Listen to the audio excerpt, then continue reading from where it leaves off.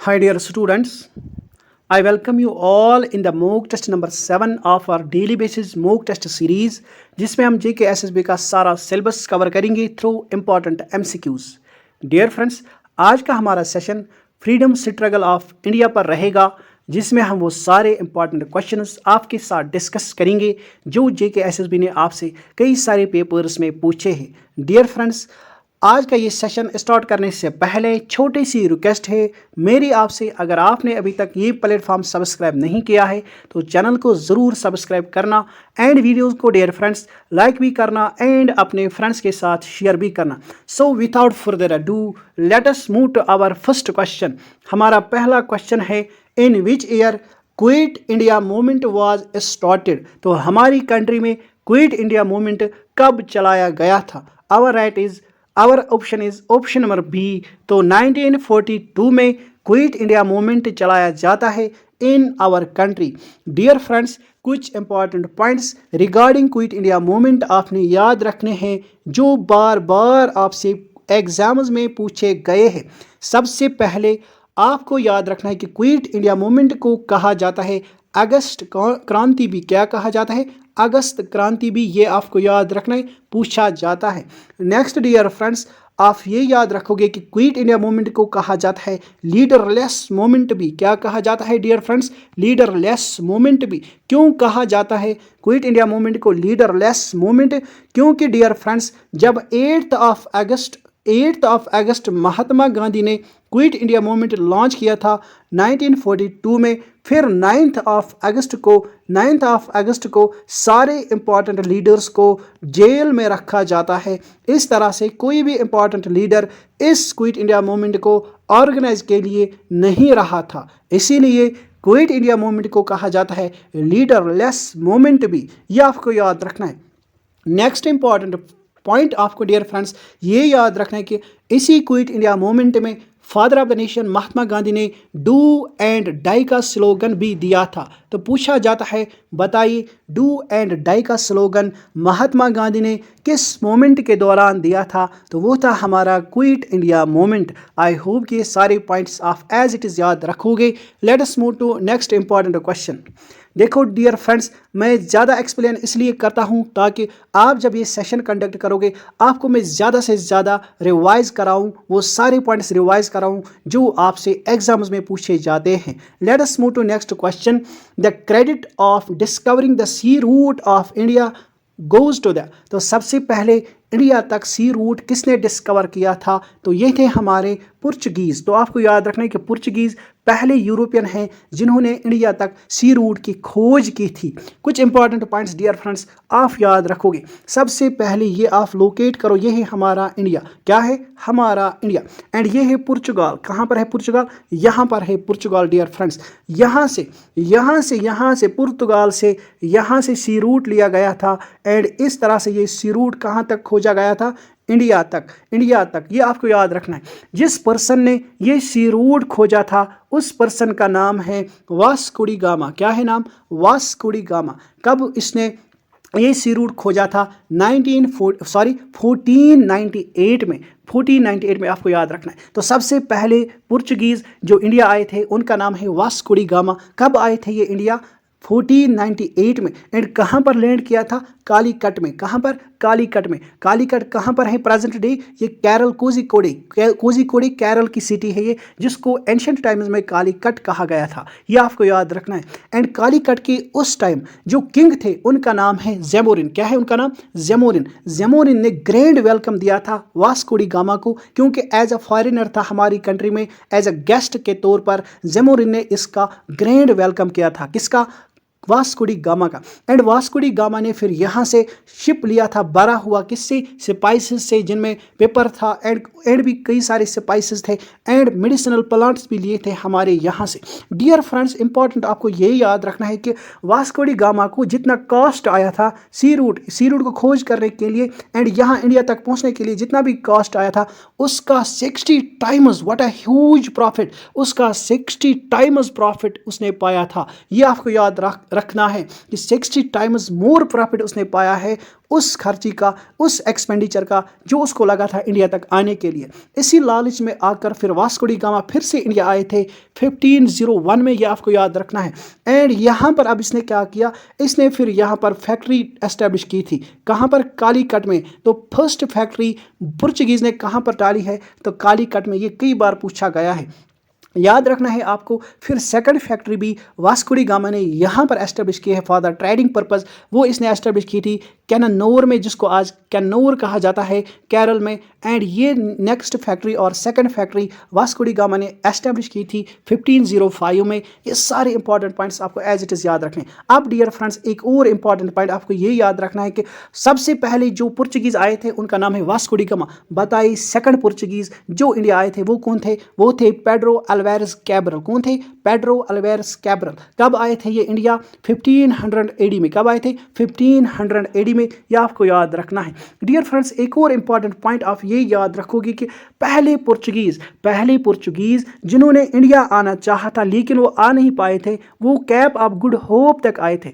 Sir क्या है ये Cape of Good Hope? Dear friends, Cape of Good Hope है southern tip of the southern tip of the African continent. जो हमारे African continent है, ये जो आप देख रहे हैं, ये हमारा क्या है? African continent. इस अफ्रीकन कॉन्टिनेंट का जो साउदर्न टिप है उसको कहा जाता है cap of Good hope. And यहाँ तक जो पहले आदमी आए थे थ्रू सी रूट, वो थे हमारे बार्थोलोमियो डियस। कौन थे? बार्थोलोमियो डियस आए थे कैप ऑफ गुड होप तक। कैप ऑफ गुड होप से आगे ये नहीं जा पाए थे, इसीलिए ये यहीं से वापस चले गए थे। ये आपको याद रखना है। एंड कौन थे जो वापस चले गए थे, इंडिया नहीं आ पाए थे? वो थे बार्थोलोमियो डियस। आपसे डियर फ्रेंड्स ऐसा पूछा जाएगा, बताइए कौन फर्स्ट यूरोपियन थे, कौन फर्स्ट पुर्तगीज पर्सनैलिटी थी जो कैप ऑफ गुड होप तक सक्सेसफुली सेल कर पाए थे? वो थे बार्थोलोमियो डियस। ये आपको याद रखना है। Let's move to next important question. Our next question is Murshid Quli Khan, Ali Vardi Khan and Sirajuddaula were the all the nawabs of. तो Murshid Quli Khan,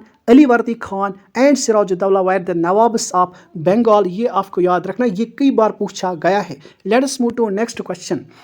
In 1917, Mahatma Gandhi traveled to Dash to inspire the peasants to struggle against the oppressive plantation system. तो यहाँ पर हमसे ये पूछा गया है 1917 में महात्मा गांधी ने कहाँ ट्रैवल किया था, एड इनकरेज किया था पीजेंट्स को कि आप उस ऑपरेशन के खिलाफ स्ट्रगल करें जो ब्रिटिश और यूरोपियन प्लांटर्स आपके ऊपर इन्फ्लिक्ट करते हैं। तो ये है हमारा चंपारण। तो कहाँ गए थे महात्मा गांधी? चंपारण। चंपारण कहाँ में है? बिहार में। ये आपको याद रखना है। तो 1917 में गांधी जी ने फर्स्ट सत्याग्रह चलाया था अगेंस्ट यूरोपियन प्लांटर्स, जहाँ पर उन्होंने किनका साथ दिया था? चंपारण के पीजेंट्स का साथ दिया था महात्मा गांधी ने। डियर फ्रेंड्स, यहाँ पर अच्छे से देखेंगे, ये जो हमारा चंपारण सत्याग्रह चला था, सबसे पहले आपको डेट याद रखनी है। ये चलाया गया था बाय द महात्मा गांधी 1917 में। एंड किन का साथ दिया था?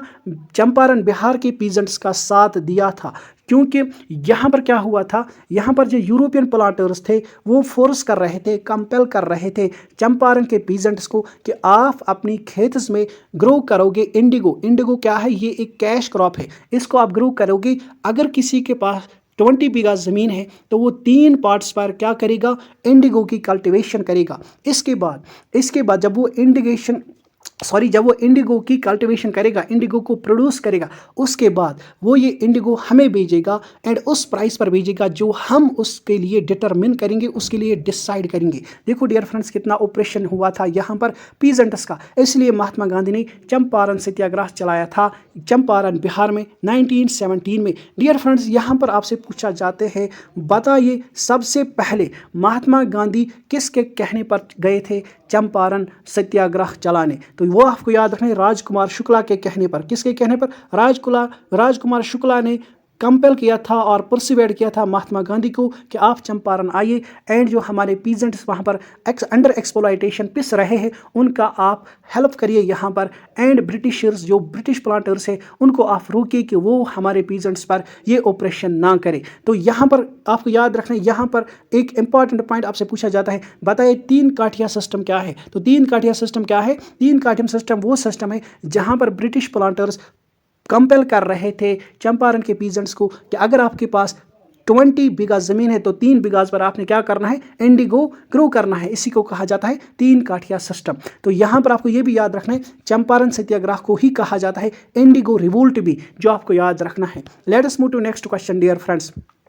महात्मा Gandhi was profoundly influenced by the writings of, तो किसकी राइटिंग से महात्मा गांधी इंप्रेस हुए थे, तो वो थे हमारे लियो टॉलस्टॉय। तो ये आपको याद रखना, कई बार पूछा गया है। Let us move to next question. Next question है हमारा, the communal electorate was introduced for the first time in India. तो सबसे पहले कम्युनल इलेक्टोरेट कब चलाया गया था इंडिया में, कब इंट्रोड्यूस किया गया था इंडिया में, तो याद रखना है आपको 1909 के एक्ट के अंडर ये प्रोविजन रखा गया था कि अब इंडिया में कम्युनल इलेक्टोरेट इंट्रोड्यूस किया जाएगा। डियर फ्रेंड्स, अब आप ये बताओगे सर ये कम्युनल इलेक्टोरेट क्या है। मान लो ये एक एरिया है एंड इस एरिया के under majority of the population Muslims हैं, तो यहाँ पर क्या किया गया, अब यहाँ पर ये जो कम्युनल इलेक्टोरेट सिस्टम लागू किया गया, इसके अंडर ये कहा गया कि यहाँ पर जो मुस्लिम मेजॉरिटी एरिया है, यहाँ से जो भी कैंडिडेट इलेक्शन लड़ेगा वो सिर्फ एंड सिर्फ मुस्लिम होना चाहिए। क्या होना चाहिए, मुस्लिम होना चाहिए। एंड इस कैंडिडेट के लिए जो मुस्लिम्स का रिप्रेजेंटेटिव बनेगा, इसके लिए वोट्स भी कौन ही डालेंगे, बस मुस्लिम्स डालेंगे इसके लिए वोट। यानी मुस्लिम्स अपने कैंडिडेट को मुस्लिम कैंडिडेट के लिए वोट्स डालेंगे एंड उसको अपना रिप्रेजेंटेटिव चुनेंगे उस एरिया से जहां पर मुस्लिम्स की मेजॉरिटी होगी। एंड इसी को नाम पड़ा कम्युनल इलेक्टोरेट, जिसको पहली बार इंट्रोड्यूस किया गया था under the Morley Minto reforms act 1909 के तहत ये एक्ट लाया गया था। ये आपको याद रखना है। डियर फ्रेंड्स, एक और इंपॉर्टेंट पॉइंट आपसे ये पूछा जाता है, बताइए father of communal electorate in India हम किसे कहते हैं, तो वो भी आपको याद रखना है, वो है हमारे मिंटो। कौन है, लॉर्ड मिंटो को कहा जाता है father of the communal electorate in India. Let us move to next question. Who among the following British persons admitted the revolt of 1857 as a national revolt?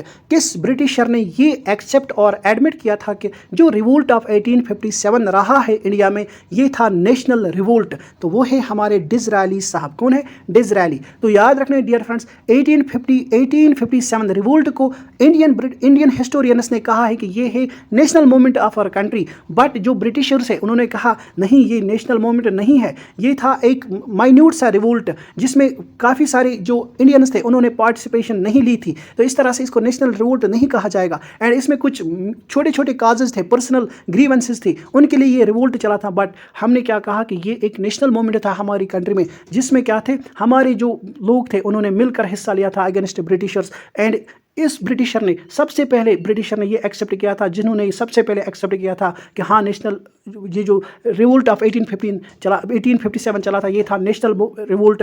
ये पहली बार किसने एडमिट किया था, डिज़रायली ने। ये भी आपको याद रखना, इसलिए ये क्वेश्चन काफ़ी हद तक इंपॉर्टेंट बन जाता है। Let us move to next question. Which of the following newspaper was started by Bal Gangadhar तिलक। तो बाल गंगाधर तिलक ने कौन सा न्यूज़पेपर चलाया था, तो वो था हमारा केसरी के नाम से। क्या था, केसरी के नाम से बाल गंगाधर साहब ने क्या चलाया था, न्यूज़पेपर चलाया था। एंड इसके अलावा इन्होंने मराठा के नाम से भी एक न्यूज़पेपर निकाला था जो कि इंग्लिश लैंग्वेज में था। ये भी आपसे पूछा जाता है, ये इंग्लिश लैंग्वेज में था ये न्यूज़पेपर, ये आपको याद रखना है। Let us move to next question. After the defeat at Plassey, Siraj-ud-Dawla was assassinated and Dash was made the Nawab। तो बैटल ऑफ प्लेसी के रिगार्डिंग आपने ज़रूर पढ़ा होगा। तो इसमें सिराजुद्दौला को डिफीट करके असैसिनेट किया जाता है। बताइए उसके बाद बंगाल का नवाब किसको बनाया जाता है, तो वो है हमारे मीर जाफ़र। याद रखोगे आप, मीर जाफ़र थे commanding chief of the army of Sirajuddaula, लेकिन ये मिल जाते हैं ब्रिटिशर्स के साथ, रॉबर्ट क्लाइव के साथ ये मिल जाते हैं। एंड फिर जब असैसिनेट किया जाता है सिराजुद्दौला को, फिर मीर जाफ़र को अवार्ड के तौर पर बनाया जाता है नवाब ऑफ बंगाल। डियर फ्रेंड्स, यहाँ पर आपसे डेट पूछी जाती है, बताइए जो बैटल ऑफ प्लेसी है ये कब हुई थी, तो याद रखोगे आप 23 जून 1757 में ये बैटल ऑफ प्लेसी होती है। किस किस के दरमियान होती है, इसमें कौन कौन सी पार्टी इन्वॉल्व है, तो याद रखोगे आप बंगाल के नवाब थे सिराजुद्दौला, जो आपने यहाँ पर देखा, जिसको असैसिनेट किया जाता है। एंड अपोजिशन में थे ब्रिटिश इंडियन आर्मी के चीफ, वो थे रॉबर्ट क्लाइव। कौन थे, रॉबर्ट क्लाइव। तो ये कई बार पूछा गया है, ये आपको एज इट इज़ याद रखना है। Let us move to next question.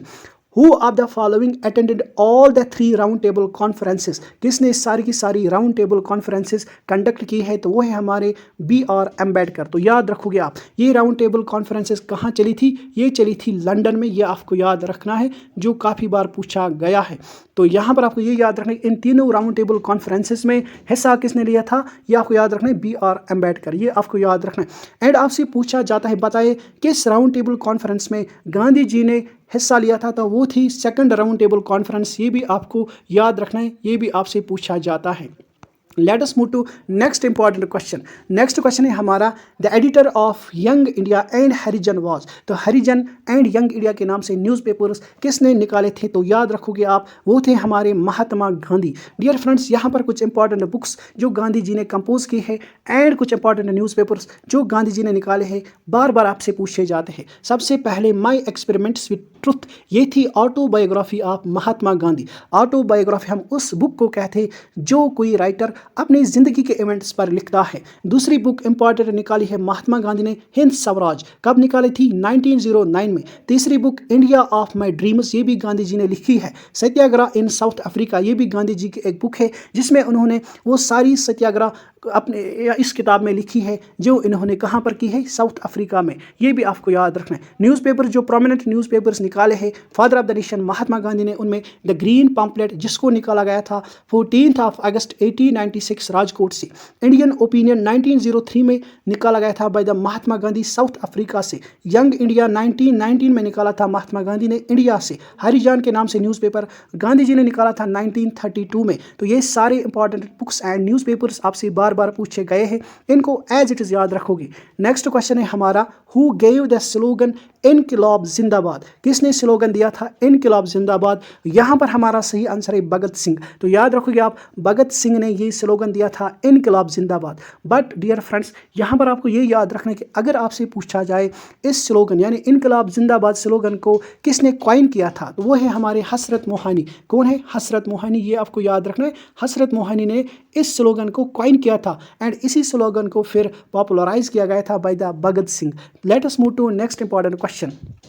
At which place in Bengal was the East India Company given permission to trade and build a factory by the Mughals in 1651 में, तो 1651 में British east India company ने मुगल से क्या ली थी, इजाज़त दी थी यानी परमिशन ली थी एंड इन्होंने अपनी फैक्ट्री भी वहाँ पर एस्टेब्लिश की थी एक जगह पर बंगाल में, वो है हमारा कासिम बाज़ार। तो याद रखोगे आप, कासिम बाज़ार में ब्रिटिशर्स ने बंगाल में अपनी पहली फैक्ट्री एस्टेब्लिश की थी मुगल्स के परमिशन पर 1651 में। Let us move to next question. Next question है हमारा, the civil disobedience movement was launched by Mahatma Gandhi, तो महात्मा गांधी ने कब सिविल डिसोबीडियंस मूवमेंट चलाया था, ये आपको याद रखना है। 1930 में ये मूवमेंट चलाया गया था by the father of the nation Mahatma Gandhi. Let us move to next question. Under which treaty British company got the diwani rights of Bengal, Bihar and Orissa from Mughal ruler Shah Alam second, तो किस ट्रीटी के तहत शाह आलम सेकंड जो कि एक मुगल एम्पायर थे, इन्होंने दीवानी राइट दिया था बंगाल में एंड बिहार में एंड उड़ीसा में टू ईस्ट इंडिया कंपनी, ये थी हमारी ट्रीटी ऑफ इलाहाबाद। तो ये आपको याद रखना है, ट्रीटी ऑफ इलाहाबाद के तहत जो मुगल एम्पायर शाह आलम सेकंड थे, इन्होंने ब्रिटिशर्स को दीवानी राइट्स दी थी कि आप बंगाल, बिहार एंड उड़ीसा में ड्यूटी फ्री ट्रेड कर सकते हैं, यह आपको याद रखना है। Let us move to next question. Next question है हमारा, the All India Muslim League was founded by, तो ऑल इंडिया मुस्लिम लीग किसने फाउंड की है, तो ये है हमारे आगा खान एंड आगा खान के साथ है नवाब सलीमुल्लाह। तो Aga Khan and Nawab Salimullah were the founders of All India Muslim League and इस ऑल इंडिया मुस्लिम लीग को एस्टेब्लिश किया जाता है और फाउंड किया जाता है 1906 में, ये आपको याद रखना है। कहाँ पर, ढाका में, ये भी आपको याद रखना है, कई बार पूछा गया है। Let us move to next question. Which of the following was the first English ship that came to India, तो पहला इंग्लिश शिप जो इंडिया पहुंचा था वो था रेड ड्रैगन, ये आपको याद रखना है, कई बार ये भी पूछा गया है। Let's move to next question.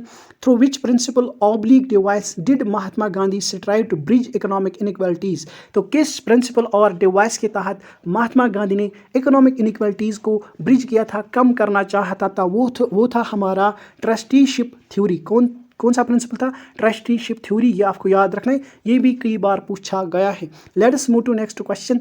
The two states which had non Congress ministries in 1937 elections. तो जहां पर कांग्रेस की गवर्नमेंट नहीं पाई थी जब इलेक्शंस हुए थे 1937 में, वो दो स्टेट्स कौन थे? तो वो थे हमारे बंगाल एंड हमारे पंजाब, ये आपको याद रखना है। Let us move to next question. Next question है हमारा, the arrest of dash in 1930 led to the angry demonstrations in streets of Peshawar. तो पेशावर की स्ट्रीट्स में एंग्री डेमोन्स्ट्रेशन किसके अरेस्ट पर चली गई थी 1930 में? तो ये थे हमारे खान अब्दुल गफ़ार खान। खान अब्दुल गफ़ार खान के रिगार्डिंग कुछ इंपॉर्टेंट पॉइंट्स आपने याद रखने। सबसे पहला इसको कहा जाता है फ्रंटियर गांधी। क्या कहा जाता है? फ्रंटियर गांधी, ये आपको याद रखना है। एंड खान अब्दुल गफ़ार खान ने एक ऑर्गेनाइजेशन भी एस्टेब्लिश की थी खुदाई खिदमतगार के नाम से। तो खुदाई खिदमतगार के नाम से खान अब्दुल गफ़ार खान ने चलाई थी एक ऑर्गेनाइजेशन, जिनको रेड शर्ट्स भी कहा जाता है, ये आपको याद रखना है। Let us move to next question. Who was the first English president of Indian National Congress. तो पहले ब्रिटिश जो पहले इंग्लिश पर्सन थे जिन्होंने हेड किया था और जो प्रेसिडेंट रहे हैं इंडियन नेशनल कांग्रेस के, वो है हमारे जॉर्ज यूल। कौन है? जॉर्ज यूल, ये आपको याद रखना है। एंड यहाँ पर आपके लिए क्वेश्चन में ये छोड़ रहा हूँ डियर फ्रेंड्स, जिसका आप आंसर ज़रूर करोगे। बताइए किस सेशन में ये रहे थे first English president of Indian National Congress session? तो ये क्वेश्चन आपके लिए, इसका आंसर जरूर करोगे आप। Let us move to next important question. The Poona pact was signed between Mahatma Gandhi and dash. Poona pact हुआ था 1932 में, ये डेट आपसे कई बार पूछी गई है। बताइए किस किस के दरमियान हुआ था पूना पैक्ट? तो सबसे पहले आपको याद रखना है, हमारी एक साइड से थे महात्मा गांधी एंड दूसरी साइड से जिन्होंने पूना पैक्ट साइन किया था गांधी के साथ, वो थे हमारे B.R. अम्बेडकर, जो कि एज ए रिप्रेजेंटेटिव थे डिप्रेस्ड क्लास पीपल के। ये आपको याद रखना है, कई बार पूछा गया है। डियर फ्रेंड्स, यहाँ पर आपसे पूछा जाता है, बताइए पूना पैक्ट को गांधी जी के बिहाफ पर किसने साइन किया था? तो वो थे हमारे मदन मोहन मालवीय। ये भी आपको याद रखना है, गांधी जी ने इस पूना पैक्ट पर खुद साइन नहीं किया था, क्योंकि तब गांधी जी थे यारवाड़ा जेल में। एंड गांधी जी के बिहाफ पर मदन मोहन मालवीय ने पूना पैक्ट साइन किया था अम्बेडकर के साथ। ये आपको याद रखना है। Let us move to next question.